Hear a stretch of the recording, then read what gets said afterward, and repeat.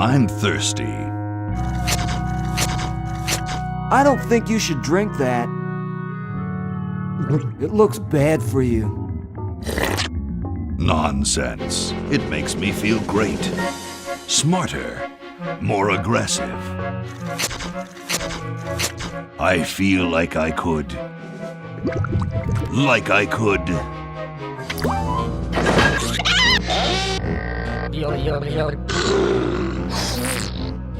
Like I could.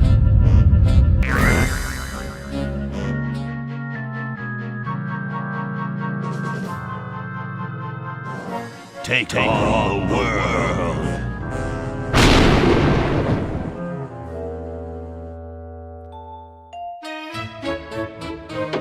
Look, Hoagie, it's a hamster. Just what I need for dissection lab tomorrow. I think I need that for the band, Laverne. You know, like we could bite its head off or whatever. Hands off that hamster. Friend of yours, Bernard? He belongs to Weird Ed Edison, and it looks like he's brought us a note.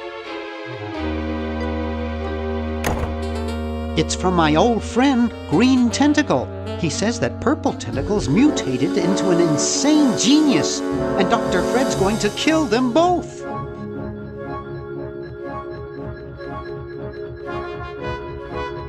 I thought I was free of Dr. Fred and those crazy Edisons forever.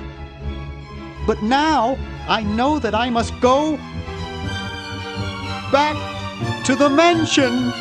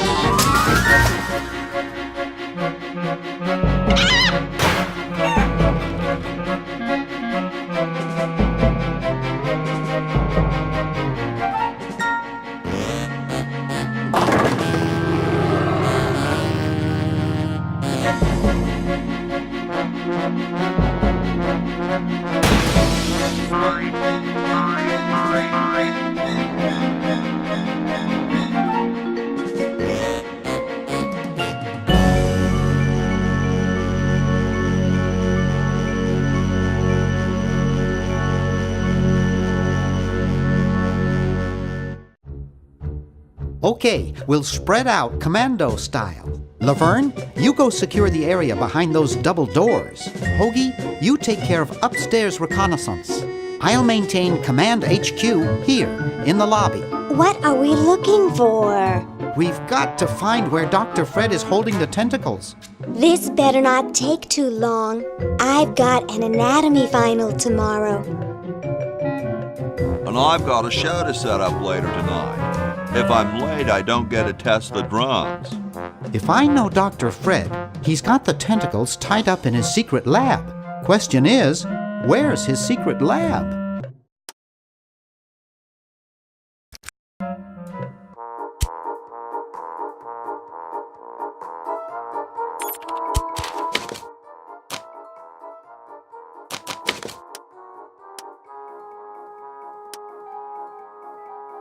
Don't miss this amazing once-in-a-lifetime opportunity.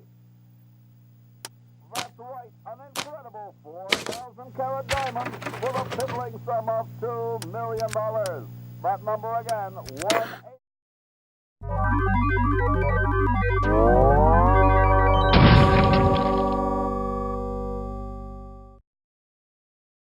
So, did we already introduce ourselves? Should we do it again for real?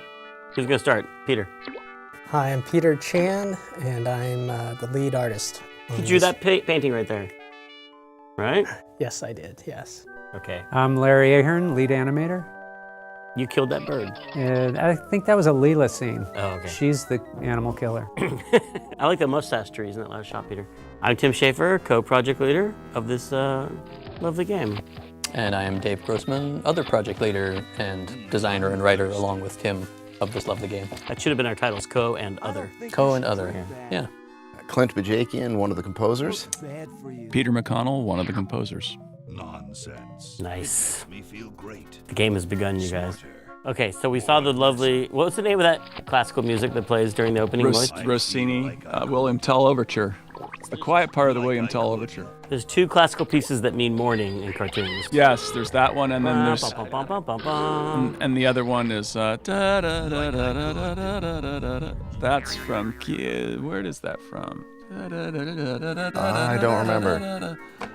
It might be Peer Gynt or something like that. It's a good guess. It's not another place in the Rossini, is it? No, I think it's Peer Gynt. I think. But for that opening scene with the music, we actually got the score and sequenced the ink into the MIDI sequencer. Mm-hmm. That was one of the big panning sequences, like wide pieces of art for the game. Oh, the room shot? It was a double room? Mm-hmm. And I noticed there's a poster with an L from Laverne and Shirley on that poster back there. Here's one of our giant animation scenes. How did you lip sync back then? Because we didn't have any like tool. Nowadays we use a tool for lip syncing. Do you just by hand? I think we just timed it out like the old-fashioned timing sheets. Now that was for the cinematics, but for in-game, wasn't it Eric Wilmunder? I thought it just blah blah blah chattered. I think the in-game was just on-off with audio on-off. Yeah, there's no actual lip syncing for the majority of the game, so it's which is funny since I have gotten many compliments on the lip syncing for this game over the years. Because, you know, it loops around and every percentage of the time it's on, right? Well, because I remember Eric... Yeah, I think Eric designed some kind of an algorithm for making the lips move to the level of volume. Yeah. Right, if there are pauses in the audio, it stops moving the lips. Yeah. That's true.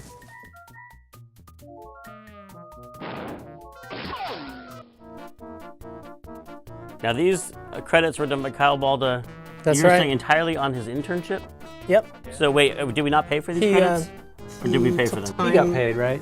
I think so, yeah. He took time. This is Peter, the other Peter. We took time out of CalArts. He came and spent some time with us, and we gave him this intro as an internship, and he did a fabulous job. Seems like a funny thing to do, like, hey, you're an intern, you've never done this before. Do you want to do the entire animated intro, the most... But I remember when he did, you know, when he finished something, he shared it with us. We were all blown away by it. Yeah, it was awesome. The most iconic signature piece. Can you hurry and finish that before you go back to school? Set the entire tone for the look of our game, and... It was excellent.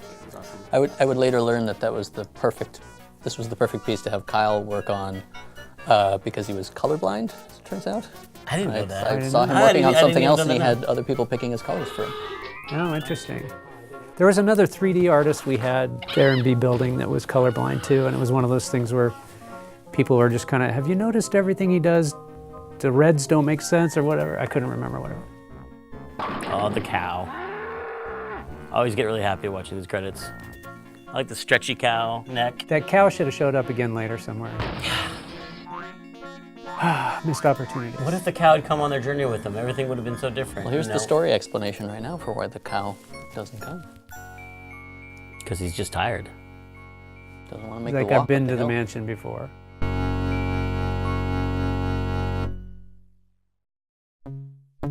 Now, this is the first fight I had with Peter McConnell. Do you remember this, Peter? Yes, I was gonna. You were gonna mention that? If you were gonna remember it. Because the opening cutscene was too long, and we always had a problem with too long opening cutscenes, and so we were like, let's split it in half and put an interactive sequence. So there's an interactive sequence that's about to start, but I seem to remember it was the wrong time of day for you because it's nighttime outside. It started in the daytime with the mutation scene, then it became nighttime. Right. But then what happened? Then it turned into daytime at the end. That's what bothered you because the music couldn't make that transition in your mind. Yeah, well, I think mostly I was crabby because you know we had to the cut cutscenes and the interactivity required a bunch of programming in iMuse. And I'd finished it one way, and then you changed it to another. And so I think I came up with some sort of artistic argument that had to do with daylight like that. But that's an important thing to learn running a project, to not change things after someone spent hours and hours making something. Well, it was also an important thing to learn not to step way out of your bailiwick and tell the guy who's writing the scene how to write the scene. Oh, there are bailiwicks all over the place in this game.